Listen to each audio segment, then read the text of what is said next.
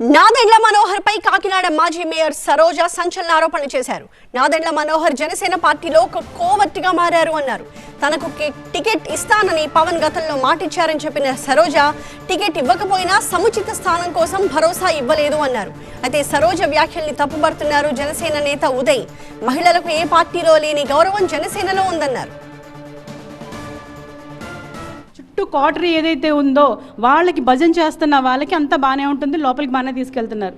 నాలాంటి వాళ్ళకి నాకు ఆత్మాభిమానం ఉంది. పవన్ కళ్యాణ్ గారు ప్రతిసారి ఆత్మాభిమానం అని మాట్లాడతారు కదా. ఒక జెండా, దేశపు జెండాకున్న పొగరు ఆయనకుంటే ఆ దేశంలోనే పుట్టిన మహిళగా నాకు కూడా అదే పొగరుంది. ఆ పొగరుతోనే ఆత్మాభిమానంతో ఈరోజు పార్టీకి రిజైన్ చేయవలసి వచ్చింది. ఫస్ట్ లిస్ట్లో ఆయనకి ఎంత ఇన్సెక్యూరిటీ లేకపోతే ఆయన పేరు వదులుకున్నారు.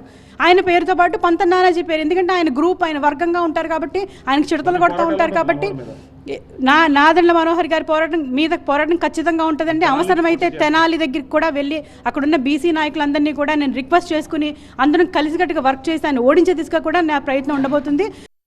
అసలు మహిళలకి ఇవ్వాల్సిన వాల్యూ మా పార్టీ కన్నా ఎక్కువ ఇచ్చే పార్టీ ఇంకొకటి లేదు. యాక్చువల్గా మహిళా విభాగం అంటారు, ఇక్కడ మాత్రమే వీర మహిళ అని చెప్పి గర్వంగా చెప్పుకునే మహిళా విభాగం ఇది.